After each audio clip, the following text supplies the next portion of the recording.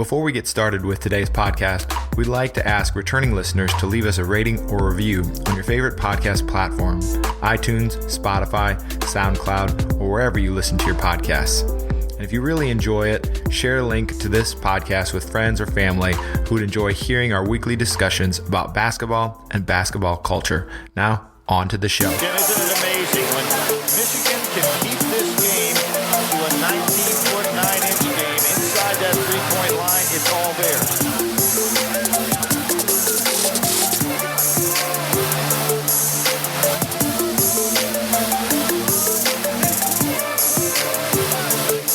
Nice move by Steve Fisher here. Turn it into the 19. Welcome to the 19-9 podcast with HVS. We're going to do the 1992 redraft today. I've got Robert Wire here and Joe from the NBA. What's going on, Robert? Oh, not much. Just enjoying this NBA basketball. Joe, how are things out there on the East Coast? Oh, splendid as always. Splendid as always. All right, before we get to the draft, let's do a little bit of housekeeping here. See what you guys are thinking of the NBA playoffs so far, the bubble playoffs. I'm actually, of what I've seen, I'm enjoying it. The atmosphere on TV is coming across better than I thought still. Really, like, I'm noticing the lack of fans, but I'm not at the same time. I don't know. It's weird. You think the players are less pumped up? I feel like they're pretty into it. No, I think they're pretty into it. I mean, they've been waiting months to get this out of their system, I feel like. So, but yeah, I'm enjoying it. I'm watching that Philly team just completely fall apart, which is what I thought was going to happen. Unbelievable. And, what is Embiid? Yeah, we'll talk about him. That'll be a good discussion for when we get into the draft. Like, how do you evaluate Embiid after this? You know, especially with the guy who's going to go top of this draft. Robert, what are you thinking of the playoffs? Yeah, I'm really enjoying it. I think that it's got more of a personal level with the players because they're kind of going at each other, and you can kind of see how they get upset, and the fans are out of it. So it's more, I'm trying to think, almost like a street feel. Like, like they're going one-on-one at each other. You kind of see a couple players, they take it at somebody and they're trying to come back at them.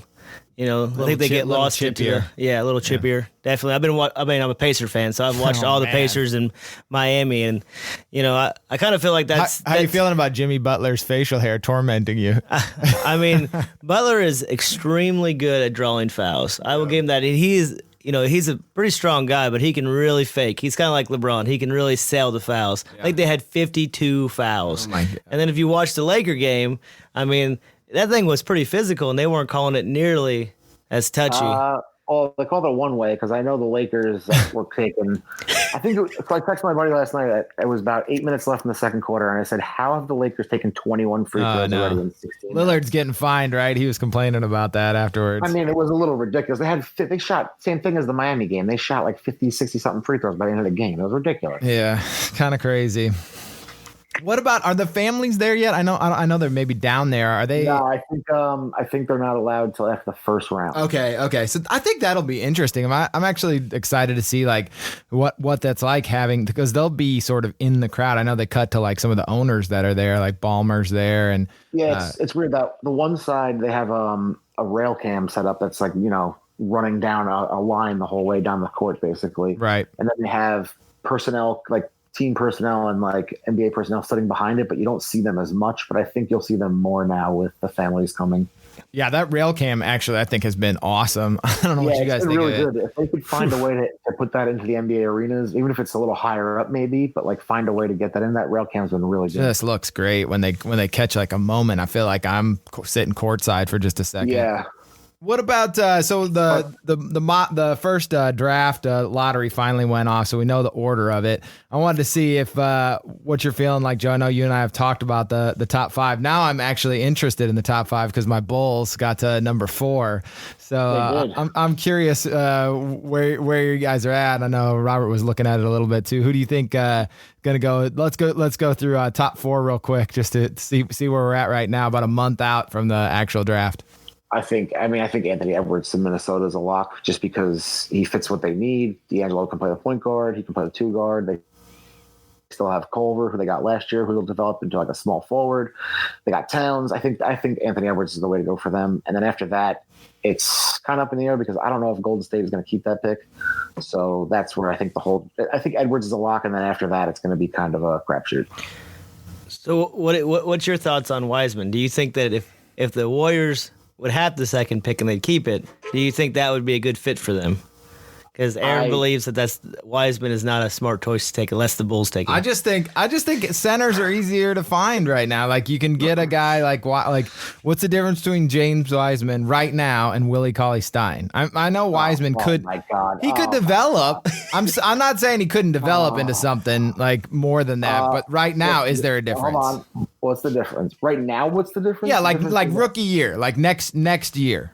The difference is that one of them was the top high school player in the nation, and the other one was not even close to the top high school player in the nation. Yeah, but I'm saying he's developed beyond where he was in high school, though. Sure, but look at it this way. This is the way I look at it. There's how many good point guards are there in the league right now? There's like 20 good point guards in the league, and there's like 5 or 6 good centers. I think point guards are easier to come by nowadays than centers are. And the way I look at it is the Warriors, the one thing they've always lacked throughout this entire dynasty is a really good center. Because as good as Bogut was, and he was fine, he wasn't great by any means. After that, it was JaVale McGee, Zaza Pachulia, Jordan Bell. It wasn't anything special. If you add a young center who's skilled to what they already have, and you set him up with no pressure on him, and he could be the guy then that as he gets better and the other guys kind of move on, you then transition the team into being centered around him, similar to what the Spurs did when they brought in Kawhi, where like they eased him in, he didn't have any pressure on him, he got better, and then he became the guy then when Duncan and all those guys moved on. If they keep the pick, I think that's the way to go. That's just my thing. I just don't know if he can contribute on their timeline. I think maybe he's a couple of years out. I mean, he only had 3 games in college, so maybe I'm wrong, but I'd rather see him go to Minnesota and have like some Twin Towers action and see Edwards go to Golden State. I think we're finding, especially watching Philly this year, that Twin Towers doesn't usually work anymore. Yeah.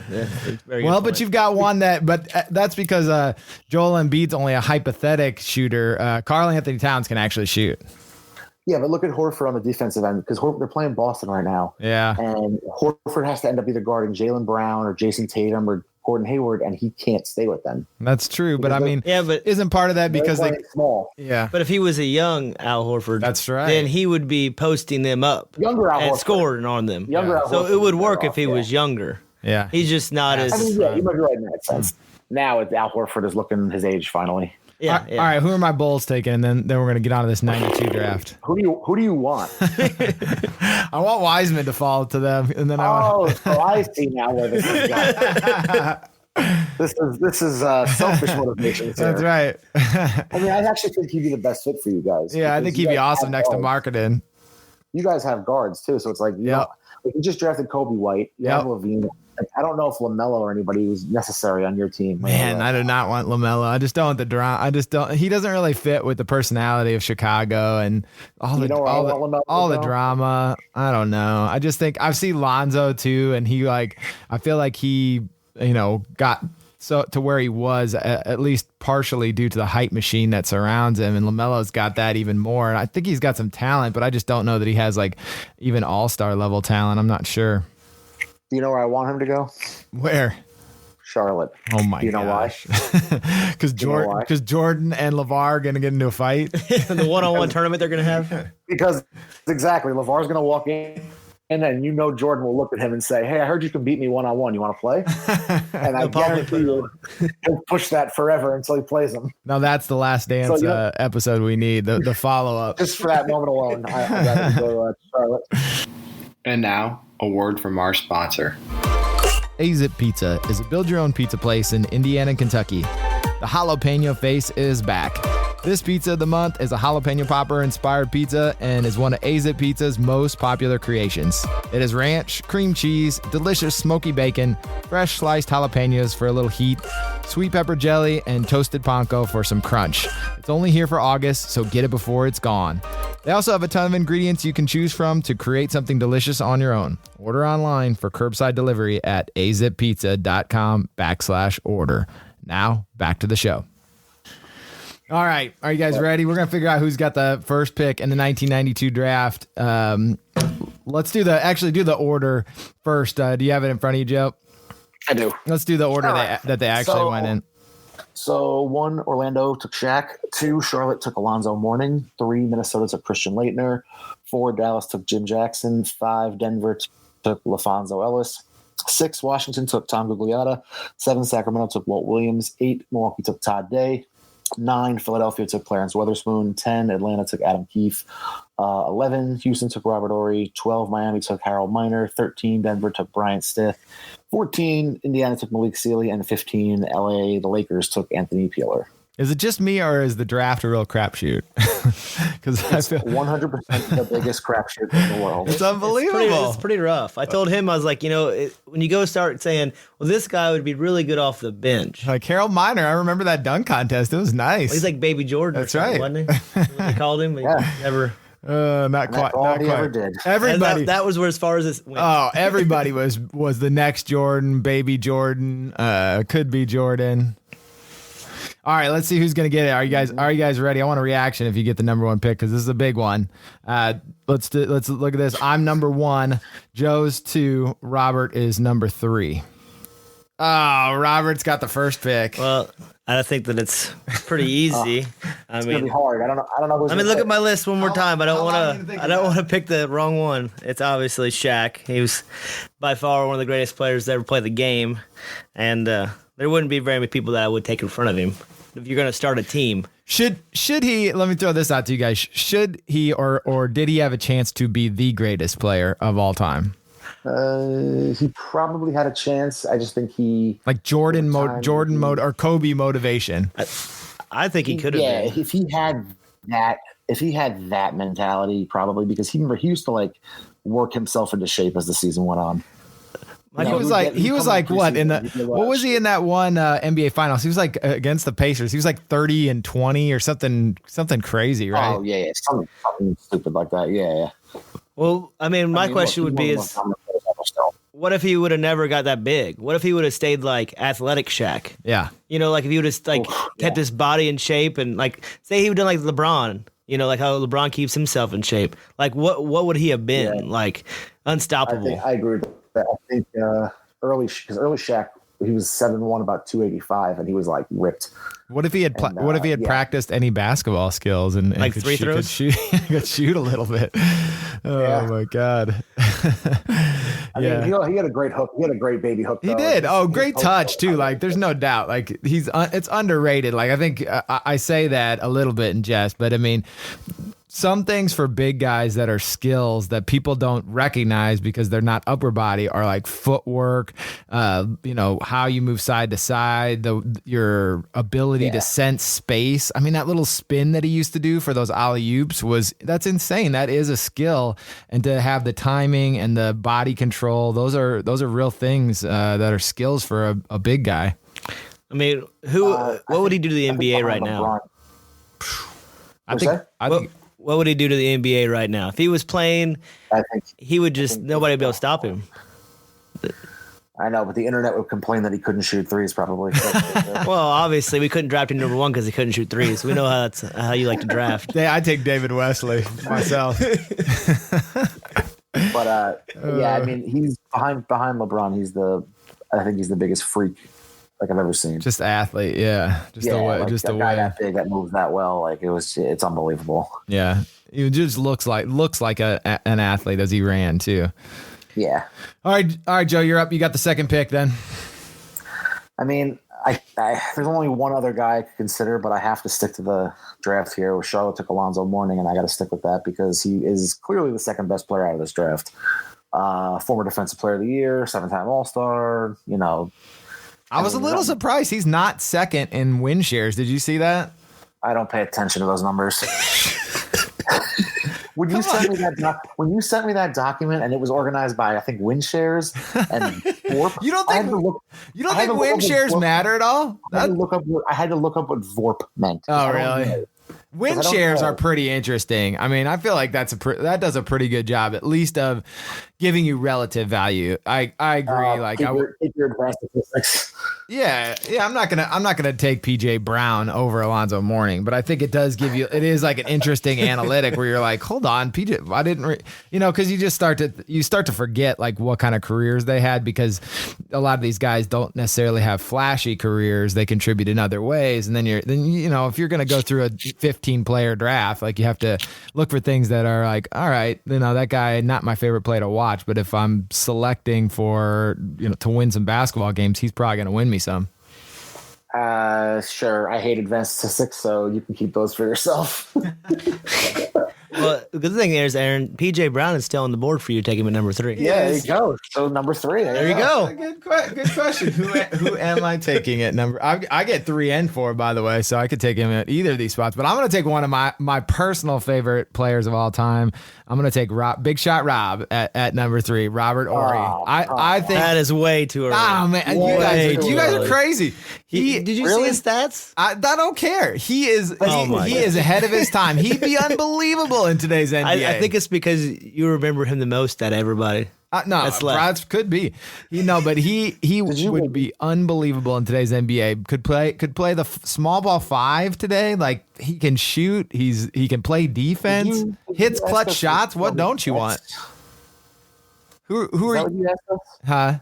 Did you ask us if we saw his stats? Oh, no, I did. I did. I said, did you see his stats? Yeah. Because I think that's way too early for Robert Horry. Robert's 100% right. His whopping 7 points and 5 boards really I know. tells the And he's picking him number 3 over some pretty solid players.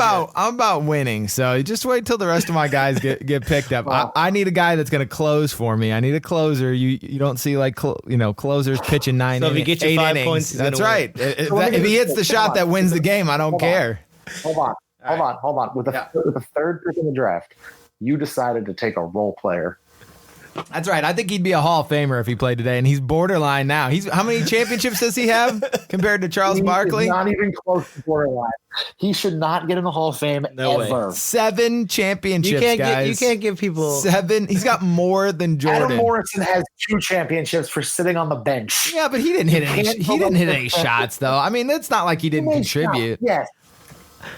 I don't feel like we're going to get anywhere with this. How many memorable shots did Adam Morrison have? How many did Robert have? In college, all I'm saying is you can't measure by championships if a guy, averaged 7 points a game for his career. All right. Well, now that you guys have me mad at you, I'm not actually going to choke you, but I will take a guy that choked his coach at one point. Not a happy moment for him, but he rebounded from that, and also is one of my favorite players. Loved him on Slam Magazine. He just looked tough, had the cornrows, just had an attitude that I think was new when he played. Like, he just played with a different edge that I hadn't seen in the NBA before, and I really liked that. Latrell Sprewell is going to be my 4th pick. That's a good pick. Yeah, should have been your 3rd pick. That's who I was going to pick. Yeah, I could have got either. I thought it was obvious that he was. I think that there is a danger in taking a guy that has an edge that he's not always willing to control. And I think that I'm sure there were some things going on between him and his coach that aren't all his fault, but there's still like that. If you have that much edge and that much anger, there is a risk in having a guy like that on your team, because you need to have guys that are going to buy in and work with each other. I mean, I'm never going to be worried about Robert Horry in my locker room at the end of the game. I might worry that Latrell Sprewell might just jack a shot trying to be a hero or not run the play that the coach calls. And that means something, even as talented as he was. I mean, I love Latrell Sprewell growing up. He's one of my favorites. And in a weird way, as a kid, I liked him more after he choked his coach. I don't know why. Because he was a rebel. I should have, but I did. Yeah. And when he came to the Knicks, I thought it was cool. And then that people forget that run the 8-seeded Knicks had. Well, as a kid, you're wanting to rebel against authority, and I think that's part of it. And he brought himself back around too. There's a redemption story in there too. Yeah, but I don't know if he does that in today's NBA. If they don't just like get rid of him completely, and he probably doesn't. Yeah, that's probably it. Yeah. Similar to our test. If our test runs in the stands nowadays, he's never. And I mean, it's just it's a different league, and they were part of it is incidents like this that they did decide to change it because it was, I think, hurting the brand. Yeah, I agree. All right, Joe, you're up with the number 5 pick. Oh, I got 5 here. Okay. I'm gonna go. We're already at that level. This guy should have had a better career, but he got traded 47 times. So he never really settled in anywhere. But I'm gonna go Jim Jackson. Yeah, I like that pick. I love Jim Jackson. He was a great player. And if you look at his early years in Dallas, especially his first couple of years, he's averaging 24 a game. And that team put together Mashburn, him and Kidd, and never saw it through. But he played on more teams. I think he's tied for the record for the most teams ever played on. Really? Yeah, I think he's tied. It's him, Joe Smith, I want to say Tony Mackenberg, and somebody else where they played on 12 teams. Wow. He was traded every single season. Would he be able to play though in today's NBA? Because you guys are ragging on me for Robert Horry. He's like the opposite of that. He couldn't shoot a shooting guard that couldn't shoot. He could shoot. Oh. He could shoot. Jim Jackson could shoot. He shot almost 37% from three for his career. That's pretty good. I don't. You look at the same guy. Hold on. His best season in 1995. Okay, he averaged 26 points a game. He shot 42% from the floor for his career. For his career, those overall field goals, 42%. That's rough. Let me ask you a question. Can you find me a season where Robert Horry put up half the point that Jim Jackson put up? And the answer is no. How many winning teams was he was on 12 teams? Any of those teams win anything? Oh, firing back at me here. I mean, 12 teams. I would hope one of them was a winning team, right? If we're talking about talent, Jim Jackson was a more talented player than Robert. Yeah, no question. I don't know. I just don't think it's hard for me to get out of. You might be right for the time that he played, but it's hard. It's so hard when we do these redrafts to not think put him in today's NBA, and I just don't know that he'd fit anymore. You got to take yourself out of that. Yeah. Out of putting him in the NBA. But why was he traded 12 times? That's the question. Because he's like, was he a good teammate or no? Just like I think he's just one of those guys that's good, but not good enough. Like you were saying, who is who's the guy that got traded to Oklahoma City? Kevin Martin, kind of like that, like a guy that's good that could score. Yeah, that's a fair comparison. I think he is very Kevin Martinish. Yeah, where he's got talent. There's no doubt about it. But there's just something that he doesn't quite have. That he's always involved in the trade. Exactly, he's kind of enticing. He's always got he's a good enough player that a team will take him, and he's got a good enough cap number for the money to match up. So he just gets traded all the time, basically. He's like what Jeff Green should have been. Yes. All right. Who's up? Robert, you're up with the 6th pick. Yeah. I'm going to go with... Oh, you got 7 too, by the way. You got 6 and 7. Okay. Well, I'm going to win no matter what. I got Shaq. So I'm going to go with Doug Christie. I think, he's a good 3-point shooter. He was all defensive. Was it second, third team 4 times? He could D up. I mean, that's like he's the on perfect the Sacramento teams that I 4th like. player on the starting lineup right now. Like the 4th scorer, he's athletic. I mean, I don't think you could really go wrong with. He's a good team player. Was he? Because I don't know that his teammates liked him. He had he had the stuff that what was it? Isn't he the one with the wife that people would complain about? Oh, I don't know. Yeah, I think people complain about his wife. Yeah. Well, is that him though, or is that his wife? I mean, that's part of the package, right? You're gonna get both. Well, I'd say with Twitter that happens a lot now. Yeah, you're right. No, but I think he was like a good a good role player for sure. Fit in the modern NBA. Played his butt off. Like that guy always. I feel like he always played hard. And he was one of the only ones that was an all-star. 1 year, I think. Say that again. Wasn't he? Was he an all-star 1 year? No, he was all defensive team. Defense, yeah. But it took him a while to get going because he bounced around. He started with the Lakers and then bounced to the Knicks and did nothing. But once he got to Toronto, he started to pick it up. And he had a really good career, man. You look at from 96, 97 till he left Sacramento in like 04 or something. He did. He was a pro. Like I said, I think that he so much of what defines like a long career for a role player is like real huge swings up and down. Like a guy that can come in, the coach knows what they're gonna get. Like if you're not gonna be an all-star, they need to be able to plug you in and know what they're gonna get out of you. And he's like the epitome of that, where he could come in, play defense, get you some buckets. Like just you knew what you're getting from him night to night. Yeah, I like Doug Christie. Good player. All right, you got number 7, Robert. All right. He wasn't one of my favorite players, but I'm definitely going to take him here. Christian Leitner, that's who I would take. He was solid. He was fundamentally sound. He could hit a jumper. Yeah. He is a good rebounder. I mean, he had an all-star team. I don't hate it, Josh. Shout out to Josh, the owner in 99. I just hate Duke and Christian Leitner. That's all. I mean, I with what's left, I think that would be probably the pick I would pick. That's just. I mean, I think he just did. Yeah, he had a better NBA career than people remember. Yeah, he was solid. I mean, he made an all-star team in 97. Played for 13 years. People forget that. He had 97 with the Hawks. He averaged 18 and 9. He made the all-star team. I mean, it's not Robert Horry, but it's still pretty good. Yeah. Speaking of, we're gonna move on from that now.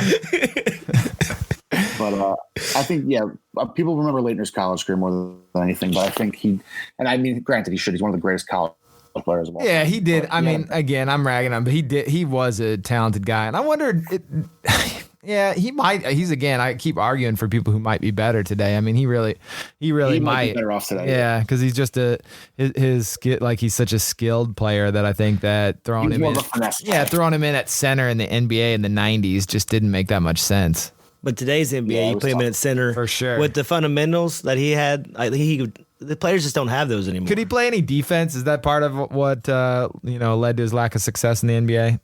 I mean, I could argue that about a lot of guys. I'm watching Carmelo, and he still doesn't play defense. So, they were giving him shout outs on the telecast last night. They were saying, "Oh, look at Melo bodying up." He was getting just shout outs. I watched shutting down LeBron. I think it was game.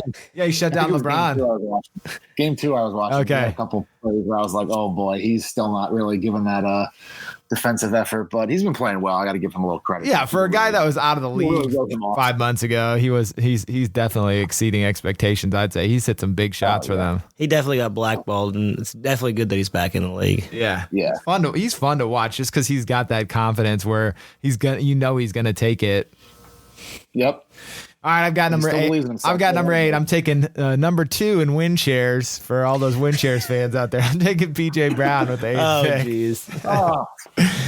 Never a fun guy. Never a fun guy. Got himself a championship. I mean, he is a solid. You're gonna love on Doug Christie. You better love on PJ Brown too, because that guy was a workman. Player. Yeah, great role player. Yeah. I mean, exactly that. Hey, Bulldog. What are you guys looking at this part of the draft? I think that's a pretty solid pickup right now. Let's see what you got next at number 9, Joe. Oh, I'm up? Okay. Well, I'm going to take one of my favorite players from the 90s.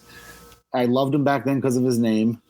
But another one, very underrated career, Tom Gugliotta. I knew it. Googs. He's a good player. Googs is a good player, man. Yeah. 97 all-star team, 20 points, 8 boards, 4 assists. Good play. He played with KG. He even played with KG, didn't he? Mm-hmm. Yeah, that year was him, KG, and Marbury on the same team. That was the year he made the all-star team. I think him and Garnett made it the same year on the all-star team that year. Another guy who kind of bounced around a little bit, especially started with Washington, was good, and then went to Golden State, then went to Minnesota, the Phoenix. But, it flamed out a little early. I think he had some kind of health issue, I think. Yeah. And at 31, his career was kind of like he was just like a role player backup at that point. But early in his career, especially, was pretty successful. I think it's tough sometimes those guys that are like limited athletically. Like if some of those guys, if it goes, it can go real fast, or you get an injury. Like think about Chandler. I mean, he seems like Chandler Parsons, right? Where you're just like, oh, he's got enough to be really good, but then an injury, and if any of that goes away, it's just all falls to pieces. He's another guy because he played a little small forward and power forward. He played both, but he was 6'10". He's another guy I think in today's NBA as a small ball center would do all right. That'd be interesting. All right, you got number 10 as well. Oh, I'm at number 10? Okay. Hold on, let me get back here. All right. Let's see. Number 10. Oh, boy. Oh, boy. Nah, that's a bit slim. I got another name guy. I'm ready with. So let's see where you go. You got another name guy. You're ready. Yeah, just like Googs is just fun to say. I think I know who you're talking about. I think I'm gonna go with you also. Clarence Weatherspoon. Oh, Spoon. Oh, yeah. He wasn't on my list. He the 6'6" power forward before that became like a thing that it is nowadays. I mean, he was jacked back then. And I'll tell you what, he was jacked. And I'm just looking at his numbers right now. I didn't even remember that in 1994 he averaged 18 and 10. Yeah. As a 6'6" power forward. I mean, the team was terrible, but that guy was athletic too. I mean, I love a guy that just dunks hard. He dunked. He was in the dunk contest. He was, yeah, he was. He was short and compact, but he could get up, and he had some skill. And he was a hustler, man. He would hustle down to rebounds all the time. Yeah, he was a good player, man. I look at a lot of these guys. It's funny. I think we saw this in other drafts. You look at their early career, and the first 4 or 5 years, they're pretty productive, and then they kind of settle into a role. Yeah, as a role player. Well, you get on those. You also get drafted onto those bad teams, and as the teams build themselves up, you get minutes, and you're getting exactly. So I think yes, solid player. And I actually realized they have him as one of his nicknames, Baby Barkley, which I could kind of saw that. Yeah, it's how he played. He played with that. He played with a mentality that I really appreciate too. Like he's a guy that went for it. Like would try to dunk on you. You know, I like that in a guy like that. Especially if you're going to be undersized. Yeah. All right, Robert, you're up with pick number 11. All right, I'm taking Alfonso Ellis. Alfonso Ellis. Yeah, I mean he had a pretty good career. I mean, he played 11 years. He 1 year he averaged almost 22 points, 7 rebounds. That's pretty good. I remember at Notre Dame a lot. I mean, he was really good there. But he was a good shooter, and he was really athletic. He probably would be able to play in today's NBA. Yeah, he'd actually be a great 4-man in today's NBA. Yeah. Because they tried to play him a lot of small forward back in the 90s, but if he's 6'8", 240, today's NBA, that's a perfect stretch 4 type player.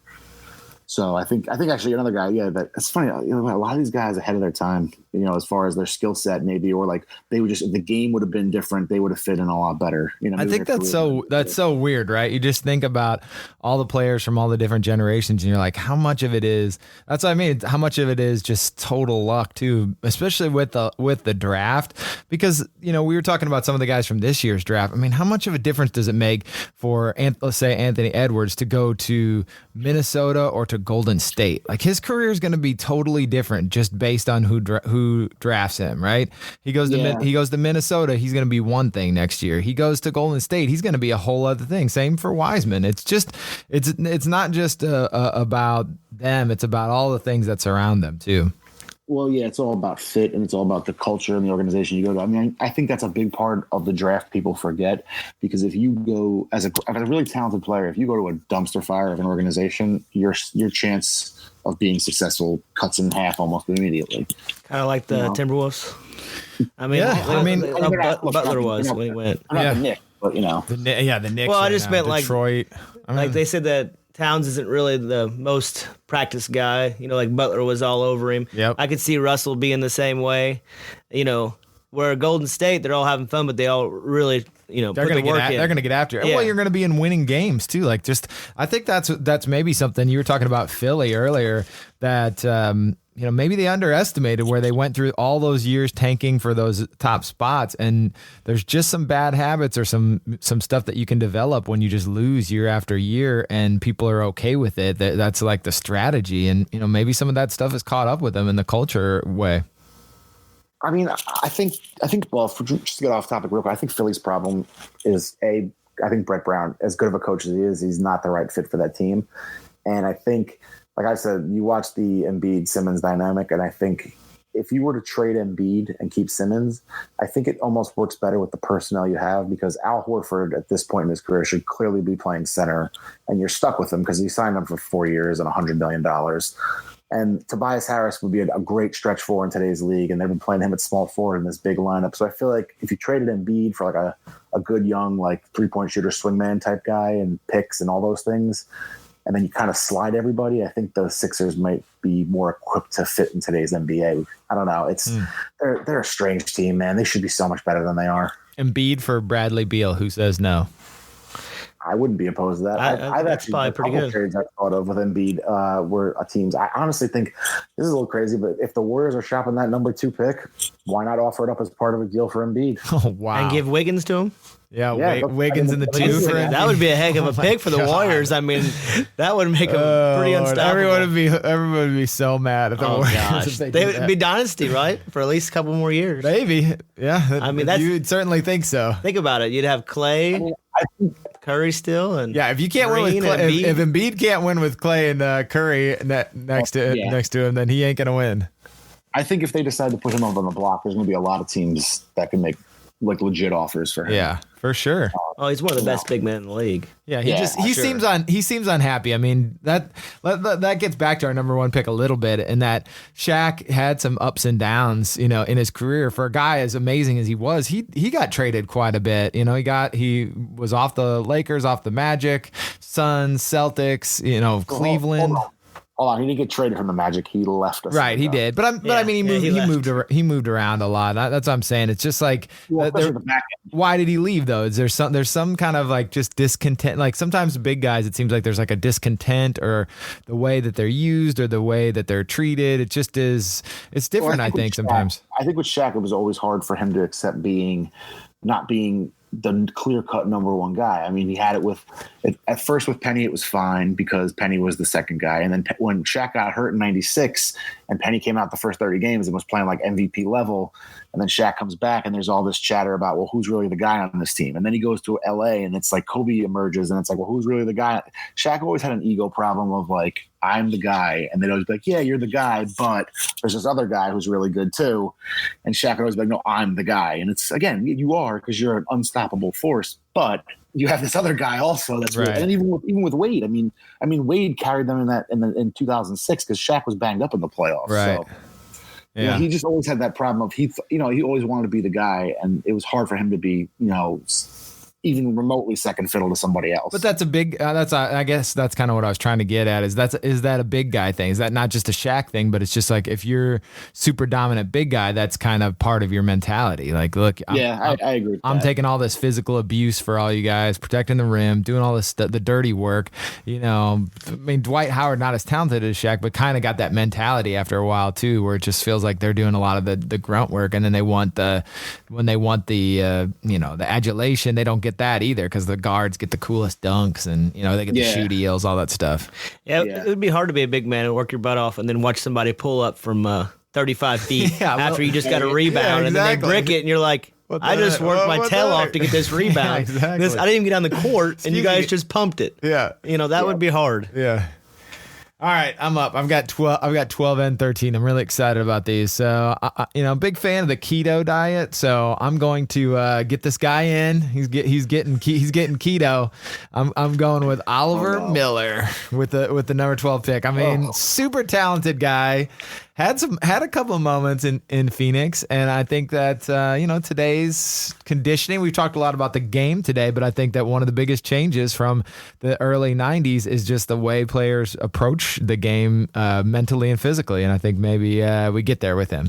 I think they have a personal chef for him. I think that's what happens now. They have somebody to go around with him, and basically make all his food. Yeah, why not? Right. I thought before that your Robert Horry pick was bad, but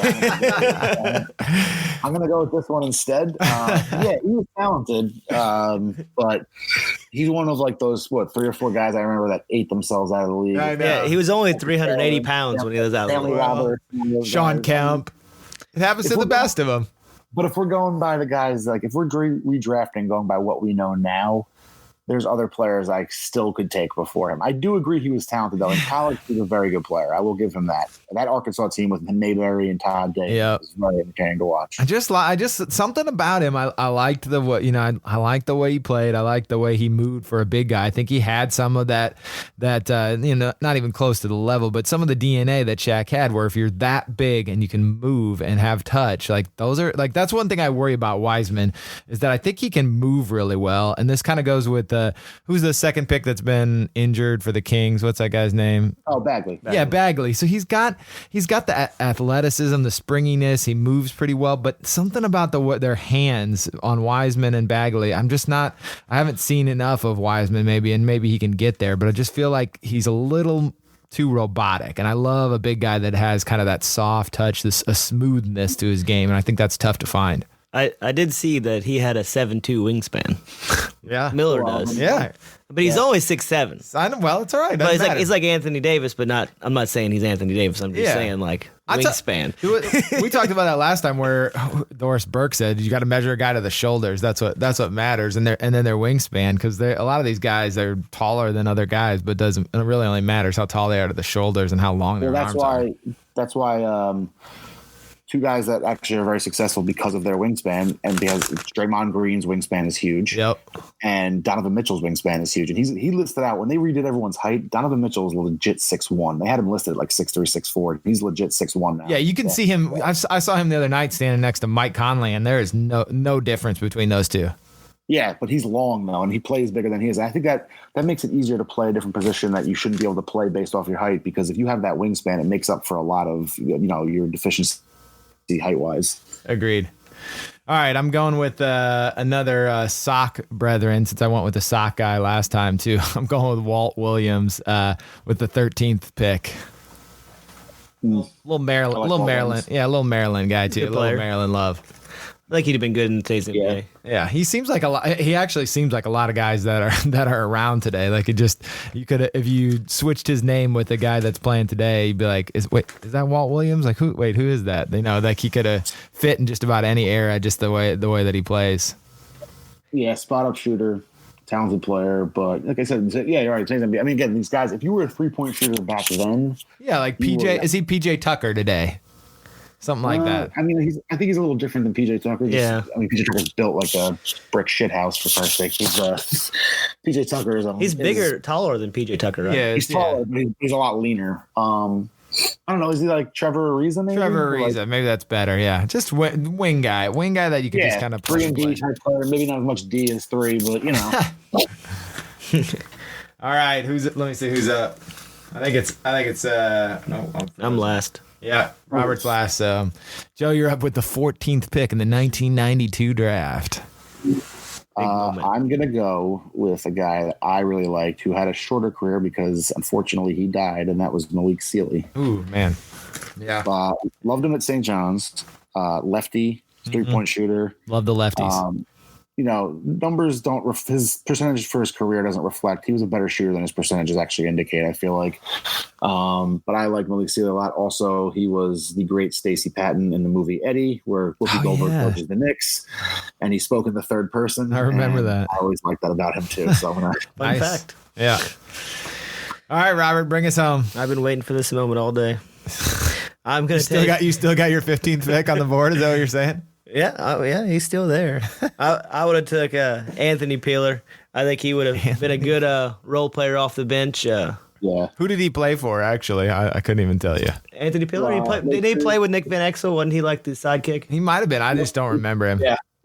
Those mid. It's funny, the Laker teams between Magic Johnson when he left and between when Shaq got there are actually kind of fun teams with like Nick Van Exel and him and Sabalos and like Divac. It was the shooting guard next to Van Exel, and then he played Vancouver and he played Minnesota also. Really good 3-point shooter. Really good 3-point shooter. Now you're speaking my language. He's like a taller version of Fisher. Yeah. Okay. Oh, wow. He is. How many championships does he have though?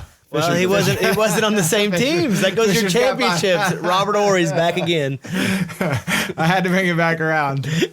Where's my rings at? So hold on. So real quick then. So if Robert Ory could be in the Hall of Fame, should Derek Fisher be in the Hall of Fame? Oh man, I would think about it at least. Well, it is saying Steve Kerr should be in it for sure. For sure. How many? He's got like 7 too, right? He will be in the Hall of Fame actually, especially since he's coaching. Yeah, but not as a player. Well, John Paxson gonna put him in too. Once they put, it's not like they're not going to say that he's a player when they put him in. They do distinguish when they put you in the Hall of Fame as to what you're going. They do. Yeah, he'll go in as a coach. But you know what? In the Basketball Hall of Fame, they let everybody in the Hall of Fame. So It wouldn't shock me if one of these guys gets in at some point. Hey, you just got to start petitioning, and maybe we'll get in. Big Shot Rob, I'm telling you, you guys are gonna be surprised one day. I'm gonna call both of you and just let you know when he gets that plaque. I'll be like, told you. If he number 3 pick in the 1992 draft. If he makes it to a finalist one day, I will give you credit. But he will never even be a finalist for that. Oh my gosh, get out of here. All right, guys, we got another one that you still, Joe. I think we got one more, right? We do 93. I think we were gonna do 3 more. Oh, good. All right. So we were gonna do 93, 94. I think for both you guys, for the next one, let's lock down. We'll do it in another couple weeks, but we'll make sure it's before the actual draft. So will be a quick top 5 for the actual draft. Let's do a little homework for next time and make sure we got our actual picks. I don't know if you saw the article. They're talking about the draft maybe not even happening when they think now. Oh, really? They're gonna push it back to past October? They're talking about because they can't settle on the cap for next year because it goes by revenue apparently. Right. Yeah. So they're talking about the draft and free agency being delayed possibly, but it's like how much more can you really delay these things? Boy. You gotta get this squared away. So why would it? I guess you might like for trade considerations, like you. Yeah, okay. I was gonna say why would it affect the draft pick? Because they would just get a whatever percent. Their rookie salary cap's just based on the percentage, so it wouldn't. Well, the idea that was floated out there to get the draft on time would be for draft night just restrict trades to just draft picks. But the problem is that they're not gonna. Teams aren't gonna want to do that though. Yeah, it limits what you can do. Because it's a lot harder if you can't throw in a player or throw. Right. What I mean? Yeah, they'd want to wait. You'd want to wait, especially for the Warriors. You're going for something. If you guys Embiid trade is happening. I hope so. There's other teams, man. I said Bradley Beal's an interesting one, and I think honestly, they probably wouldn't trade him to him based off what just happened, but the Celtics would be an interesting team, I think, too. Yeah, they do. They are lacking a big guy. Yeah, and they have pieces. They have a lot of wings. So, what would you think about a Miles Turner trade to the Warriors? For who? For the second pick. Well, because they need a big guy. He would be perfect for the Warriors. Like their style, he would be perfect. And we get a high draft pick. Seems like the Warriors might want something else. Miles Turner's a pretty good player. I don't know. So question, are you thinking, as an Indiana fan, are you thinking that the Sabonis-Turner combo isn't going to work going forward? I do. I don't think it's going to work because the two big men, and I think they have a hard choice because they have to decide if they want to have like a fast team, because Sabonis isn't as fast as Turner, and he doesn't play as good a defense. If they're going to be like that kind of team, or they're going to be a run and gun type team. They got to make a choice. Part of me thinks TJ Warren as a small ball 4 would be a nightmare for a lot of teams. Yeah, I mean, I think he was playing awesome. He just ran into Jimmy Butler. Yeah. Jimmy Butler is one of the best defensive players in the NBA. So if it wasn't for him, if they was playing somebody else, like they were playing Boston, I would say that he would have played better. He would have had more points.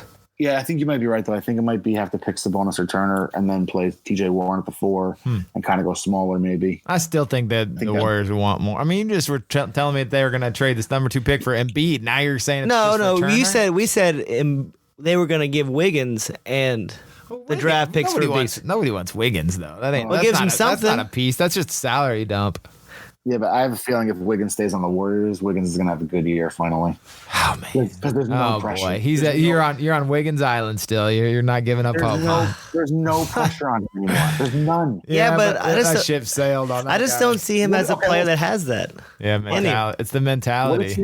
What does he have to be? What does he have to be on this team? He has to be Harrison Barnes. That's all he has to be. Oh, I think he could do that. I agree. He can definitely. I just don't think that I don't know. That seems like a waste of space. I'm not saying he's going to be I'm not going to say he's going to be a superstar by any means. What I'm saying is that everyone rags on him for he's crappy shooting percentages and he's not efficient. But if you put him on this team with these players around him, as opposed to where he was, if he averages, 15 points, 5 boards, and he's shooting a high percentage, I think a lot of people will be like, oh, wow, Wiggins can be productive. Yeah, well, let's put it this way. He better be, because if you're taking shots away from Curry and Clay, then you better be knocking him down, because otherwise get him out of there. And you're getting wide open looks. He should be getting wide open looks where he didn't get that in Minnesota. 100%. Plus, no one's asking him to carry a team anymore. So I think that's the difference for him now, is that it could make his career better just by the sense that he's not the guy anymore. Yeah. How does it work chemistry wise though? Like, his mindset compared to Green, Curry, and Clay, they're all focused in, and he's over there just kind of taking his sweet time. It's like, I think like Aaron said, it's going to be you better adapt or you're going to be out of here. But they can't. I mean, he's not an easy player to trade though. Right? I know. I agree with that. But I think, I think a culture, like we were talking before about culture does do something to players sometimes. And I think if you're in there and you see Curry and Clay and Draymond, all these guys working as hard as they are to get better, and you're kind of slacking, I think it's going to rub off on. It's either going to rub off on him and he's going to really pick up his training, or he's going to be the asshole, for lack of a better term, and they're going to be like, get this guy out of here. I don't care if you have to buy him out. I don't care what it is. Get him out of here. Yeah, that's what it's going to be. Is because the thing is, like, I agree with you. Culture can shift your focus if you haven't got paid yet. Once you've got a max deal, you're like, wait a second, I'm the max guy. Or even if you don't think that, you're like, who cares? I'm getting paid no matter what. I'm rich. Trade me, do whatever. Like, this is who I am. And I don't know. I mean, if that guy wanted to be somebody, he would have already been it. That deal was the worst thing that ever happened to him. Yeah, he's because it gave him zero motivation. Exactly. If he had gotten the Curry deal where he's like, oh man, I've got to, when he had his ankle injuries and he had to work his butt off to get what he did, really deserved and get to where he really wanted to be, like that would have been different. But he's just not that guy. Again, you talked about Jimmy Butler, and it wasn't just Cat that he was talking about. He was talking about Wiggins too. Yeah. Like those guys just don't have that dog in them. But what blows my mind about him, though, so he's 25, right? Andrew Wiggins, right? And he signed that deal 2 years ago, I want to say. Yeah, so he's got to get another big deal. That's what I was saying. So in theory, he got a lot of money, and it probably sapped his motivation. But I don't understand from the mentality of like, well, if I play out this deal, it's a 5-year deal, and I'll only be like 27 when this deal comes up. Then it's like I can get another. He's still going to get another deal though, just because someone. Even then, look, Jeff Green is still in the league, and he's been a way worse version of Wiggins. I'm not saying he's not going to get a deal. What I'm saying is that he could, if he turned into a superstar during the course of this 5-year deal, right? If he came up at 27, 28, somebody else would have given him an even bigger deal. Yeah, but he's got to know at this point he ain't becoming a superstar. Yeah, but he could become maybe a slightly better version of Harrison Barnes, but he ain't. He's not going to be a superstar. Well, I'm saying if he would have put it into himself when he first signed this deal, but now you look at it and you go, if you look at his contract, actually, I just pulled it up. He's going to be making. You ready for this? Oh, it's these are nightmares. We should do Tobias Harris after this because that's a travesty. So in 2020, this year he made $27 million. Next year he's going to make 29. The year after 31, and the final year he'll make $33 million. Yeah, that's just. Hey, you could probably trade Tobias Harris for him. What about that? Tobias Harris for Wiggins. I like that trade. I'll take Harris over Wiggins. Gosh. Wouldn't you? Tobias Harris better also. I know. Yeah, but too bad he's making like $40 million a year. Yeah, I don't even want to know what his contract's going to look like. It's crazy, man. Well, maybe when they make that Embiid trade, they throw in Horford. And they take Wiggins and they get rid of his awful contract. Oh, my God. Well, just for shits and giggles, in his last year of his deal, Tobias Harris will be making $40 million. Oh, my gosh. That's insane. Hold on. Tobias Harris made 31 this year. Then he'll go 33, 36, 38, and $40 million. Yeah. I did not realize that he was making that. That's like. Exactly. Oh, yeah. So he's Curry. Is LeBron making $40 million? He ain't making 40. No. I don't know. Is anybody making that much? I think Russell Westbrook will eventually. Harden will. Chris Paul does. Chris Paul, John Wall will. Curry will. I don't know if he's on his super max yet, but he will. I am curious actually to see what LeBron did make this year. I think they do weird ones because they've done like the weird 1-and-1s. So I think it's a little bit different. LeBron made 37 this year. He'll make 39 next year, and he'll make 41 in the final year of his deal. But I think it's a lot more warranted than some of the other guys. Yeah. Do you think LeBron's done after that? Part of me says yeah, because I feel like LeBron's the kind of guy that he's never going to want to play when he doesn't look like he's really good. You know what I mean? Like you see some of these guys, like I always ragged on Garnett because I thought Garnett held on way too long. Like when Garnett got to the Nets and he averaged like 6-6 that one year where they were supposed to be like, this great team, and he really was like kind of washed up. I was like, all right, if he hangs it up now, fine. But then he kept going for like 3 more years. And I don't think LeBron ever wants to get to that point where he looks like he's not the player he was. The only way that it would be cool is if his son does actually make the NBA. Then they could have like a Ken Griffey Jr., Ken Griffey Sr. type situation. Like that was pretty neat. I just watched that documentary over a couple weeks ago. The junior one, yeah. Oh man, it was so cool to see those two guys. And I mean, and LeBron is a family guy, or seems to really value that, and that would be such a cool story. I mean, he loves a story and a narrative, and to tell his own story. So that would be an amazing one. The problem is that we're so far off from his, because his son's only a freshman this past year. Yeah, he's a sophomore now. So it lines up with the end of his contract. It's not too far off. It does, but we have to remember the NBA's got to change the rule then at that point. So he's got to be able to come right out of high school, and he's got to be good enough to come right out of high school. That's the other thing too. Maybe LeBron goes and plays in New Zealand with him. I mean, do you agree that you think LeBron is slowly losing his athletic ability? I don't know if he's losing that athletic ability, but when he goes up, and he used to go up and just dunk it every time down the lane, and now he lays it off the backboard. But I feel like watching him now, it's funny, I was talking to somebody this other day, and we were saying, LeBron may not be the best player in the league anymore, but like he's, still top 3 or 4, right? And then I was like, yeah, but I could argue that he's not even the best player on his team right now. Yeah. Like Anthony Davis is reaching his physical prime right now and is playing unbelievable. Yeah. So I could argue, I mean, it's a tough argument to make because LeBron still averaged 25 and 10 assists this year. He just, again, decided he wanted to lead the league in assists when he's 35, and he did it. You know what I mean? And he still averaged 25 points a game. But he's so smart, though. I think that he's doing that because he can do that better than scoring now. Yeah, but I think that you're talking about, again, 2 different kinds of athleticism. Like you can still lose like some like peak jumping ability and still be a high enough level athlete where it does, you know what I mean? Like, so what if he lays, if he's getting blocked, that's different. If you're doing the Charles Barkley, like 5 pump fakes at the end of his career is one thing, but if you're like laying it up, it's and it goes in, it doesn't really matter, If he was smaller, if LeBron was a smaller player, losing the athleticism would hurt him more, I feel like. But because he's still 6'9", 250, still, I don't think losing any athleticism is going to hurt. It's just going to make him more human. Yeah. Basically. He's compensated too, just with the way, I feel like the way he's just adjusted his game with the way that he plays. Because instead of trying to take a guy off the dribble, he just posts up now. He never used to do that. He would just go right around him every time. But now he'll post a guy up and get that much closer to the basket. And, then he just takes it to him. So the question is, if you could pick one player in the NBA right now to play in these playoffs to be on your team, who would it be over LeBron? Giannis. Really? I don't think so. I think I still take LeBron. See, this here's right. I mean, Giannis is just such a physical freak, man. I'm talking about playoffs, like experience, like one playoff run for this playoffs only. Fine, but I still got to be honest.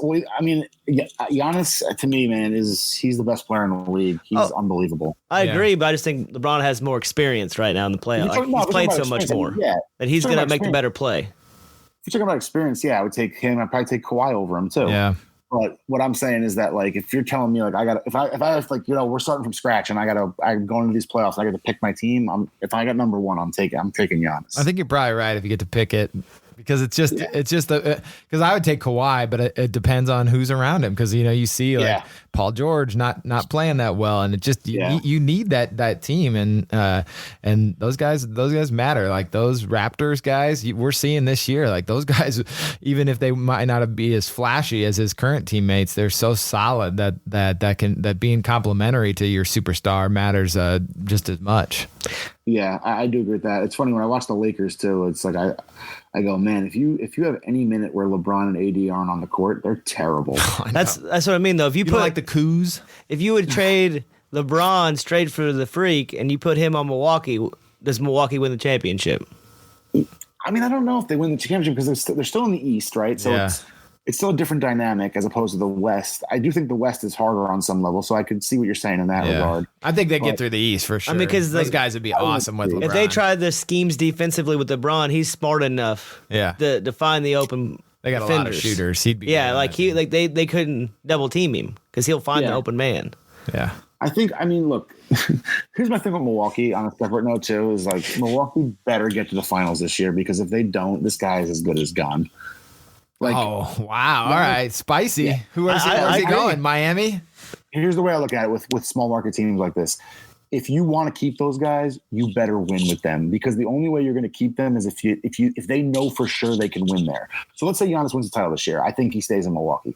But if he gets to the finals, maybe he stays in Milwaukee. But if they go out in the Eastern Conference Finals again, I think he's going to look around and be like, and he's going to get people in his ear. He's going to have agents, people in his ear, like, hey, you should go to Miami. You should go to, whatever. You should go to some bigger market, and we can market you better, and you can have a chance to win, and you can make demands about what players you want to play with. Because let's be honest, if you're a superstar in this league, you can call the shots pretty much. I think unless he wins the title with Milwaukee, I can't see him staying there. So you think that Miami beats the Bucks? Oh, man, whoa. Do you think Miami beats them? Oh, okay. No. You don't think they have a chance, huh? No, I think he's going to Eastern Conference Finals. We'll see. Well, they got a shot, I think. Miami's playing pretty good right now. They're on fire. I don't know. I don't think anyone on Miami can guard him. Yeah, no Bam love, huh? Bam, I like that. Oh, don't get me wrong. Bam I can guard him. But he's so long, man. We forget how big he is. He's such they call him the Greek freak for a reason. Oh, no, he is extremely fast. But, I mean, Bam's about 6'10", and he's probably just as fast. Yeah, but it's more the length of Giannis more than anything else. We talk about wingspans. That kid is – it's unbelievable. Yeah, but it's not about Giannis, right? It's about the rest of his team. Like Middleton, the reason they lost the game so far is because Middleton's been horrible. Like what it's going to come down to, I have total faith in Giannis. I think that dude's just wired right, plays right, everything. But but he can't have Bledsoe disappearing, Middleton disappearing. Those guys disappear, and Miami gets hot. Like it definitely could go south for them because Miami can fill it up. They can shoot. Miami is better this year than I thought they'd be. They really surprised me. Yeah. And they got, guys like Kendrick Nunn were a surprise. And, so don't get me wrong. I like Miami, but I don't know. I still see it as Bucks Raptors or Bucks Celtics probably in the Eastern Conference Finals. I'm not sure. Bucks Celtics, huh? You think the Celtics are going to beat the Raptors, huh? It might. Tatum looks. The Raptors are getting slept on, huh? The Raptors are pretty tough, man. I actually think the Raptors Celtics might be the best series we see. Ooh, I like that. I think they're pretty evenly matched. It's good matchups everywhere. It can really go either way. Yeah. We just need to get the first round out of the way. Yeah, well, with that in mind, we need to get to watching some basketball. So I'm gonna get you guys out of here. But we'll be back in a couple of weeks and 1993 draft. Thank you for listening to the 99 podcast with HVS, the High Volume Shooters. For more information, check out the blog at 99.com under HVS. And while you're there, do yourself a favor and pick up some retro college shorts. Till next time.